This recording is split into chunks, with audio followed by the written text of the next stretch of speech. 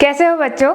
मैं हूं आपकी वंशिका मैम और आज मैं आपको बायोलॉजी का जो चैप्टर है ह्यूमन रिप्रोडक्शन, उसमें टॉपिक है फीमेल रिप्रोडक्शन वाला, वो मैं आज आपको पढ़ाऊंगी। ठीक है, ये जो टॉपिक है बहुत ज़्यादा डिफिकल्ट नहीं है तो बहुत ज़्यादा इजी भी नहीं है, बट मैं आपको थोड़ा बेटर तरीके से पढ़ाने की कोशिश करूँगी। ठीक है, तो अपन स्टार्ट करते हैं अभी।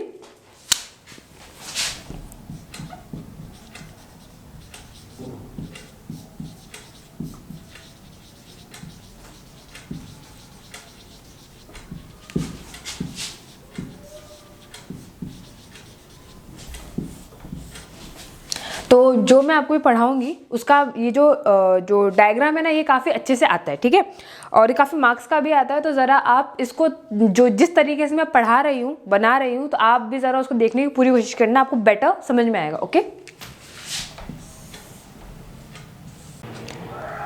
अब डायग्राम बन चुका है, इसके आगे अपन पढ़ना शुरू करते हैं। लेबलिंग भी हो चुकी है। ठीक है, तो पहले मैं ये बता दूं कि फीमेल रिप्रोडक्शन सिस्टम में मतलब क्या क्या चीज़ें आती है। देखो, अ पेयर ऑफ ओवरीज दोनों साइड होती है, अ पेयर ऑफ ओविडक्ट या फलोपियन ट्यूब, आप चाहो दो चाहो बोल सकते हो। ठीक है, फिम्ब्रे, यूट्रस, सर्विक्स, वजाइना, साथ साथ में एक्सटर्नल जेनाइटेलिया और a pair of mammary glands, ये सब साथ में मिलके, ठीक है, फीमेल रिप्रोडक्शन सिस्टम बनाते हैं। ठीक है, और ये स्ट्रक्चरली और फंक्शनली कहीं ना कहीं एक दूसरे के साथ में ही चलते हैं, भले वो ओव्यूलेशन हो, प्रेगनेंसी हो, चाइल्ड केयर हो, मेंस्ट्रुअल साइकिल हो, सब में ये कहीं ना कहीं कनेक्टेड होते हैं। ठीक है, तो अभी अपन डिटेल में पढ़ना शुरू करते हैं। ओके, पहले अपन आते हैं ओवरी पे। ओवरी कहाँ होती है? लोअर पेल्विक एरिया में होती है, दोनों साइड होती है, एक लेफ्ट साइड एक राइट साइड। ठीक है, अगर लेंथ की बात करें तो 2 to 4 सेंटीमीटर समथिंग होता है।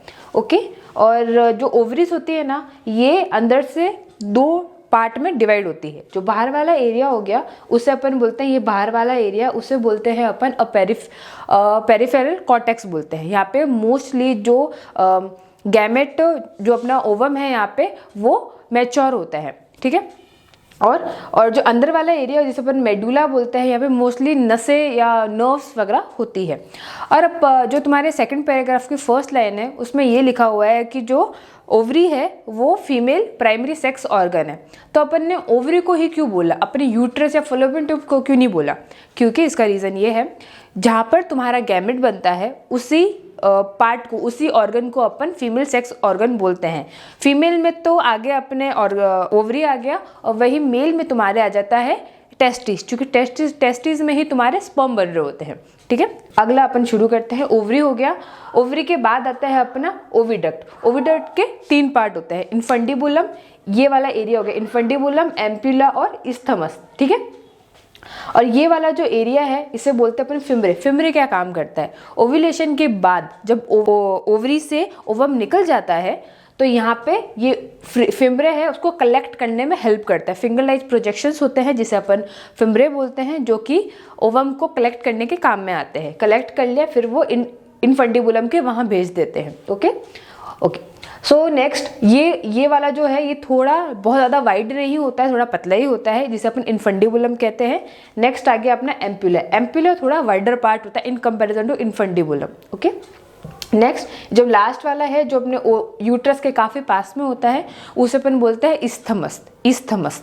अगर तुम सिर्फ 12th के बोर्ड के हिसाब से ले जाओगे तो तुम्हारे 3 पार्ट होते हैं। ठीक है, और तुमसे अगर ये पूछा जाए कि फर्टिलाइजेशन कहाँ पर होता है तो तुम बोलेगे एम्प्यूला में होता है। ठीक है, लेकिन वही अगर तुमसे नीट के ऊपर पूछा जाए कि कहाँ पर होता है फर्टिलाइजेशन, तो तुम बोलोगे इस्थमस वाला, जो इस्थमस जंक्शन होता है, इस्थमस एम्प्यूलरी जंक्शन होता है, वहाँ होता है। ठीक है, तो तुम्हें उस वाले ऑप्शन पर टिक करना होगा।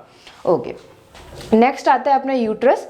ये ऊपर वाला एरिया है ना, उसे बोलते हैं अपन फंडस। ठीक है, और यूट्रस के बारे में अगर मैं बात करूं तो वो इन्वर्टेड पियर शेप्ड होता है।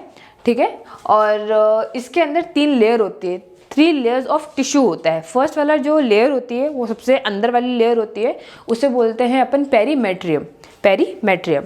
दूसरा वाला हो गया मायोमेट्रियम और तीसरा वाला हो गया एंडोमेट्रियम। ये जो मैंने मोटी मोटी लेयर बनाई है ना, ये वाली, ये एंडोमेट्रियम है। और इसी को ही मैंने क्यों ज़्यादा बताया है, क्योंकि मेंस्ट्रुअल साइकिल के दौरान जो लेयर गिर के टूट के बाहर आ जाती है वो ये एंडोमेट्रियम वाली लेयर ही होती है। ठीक है, मायोलेट्रियम वाली जो लेयर है ये क्या काम करती है, इसकी भी तुम्हारे पैराग्राफ में एक लाइन लिखी हुई है, ये कि जब वो बच्चा डिलीवर होता है उसके दौरान इसमें जो कॉन्ट्रैक्शंस होते हैं ना बच्चा डिलीवर करने के लिए, वो इसी वाले लेयर में होता है। ठीक है, हाँ, और फिर इसके बाद जब ये लेयर खत्म होती है तुम्हारी एंडोमेट्रियम वाली, तो यहाँ से तुम्हारा सर्विक्स वाला जो एरिया थोड़ा नैरो होता है ये वो चालू हो जाता है। अब जब ये खत्म हो जाने के बाद जो वाइडर एरिया आ जाता है उसे बोलते हैं अपन वजाइना, ठीक है। और ये जो वजाइना से नीचे वाला एरिया है उसे अपन बोलते हैं वजाइनल पोर, एक छोटा सा पोर होता है जिसे अपन बोलते हैं वजाइनल पोर, ठीक है। टॉपिक खत्म होता है। Thank you.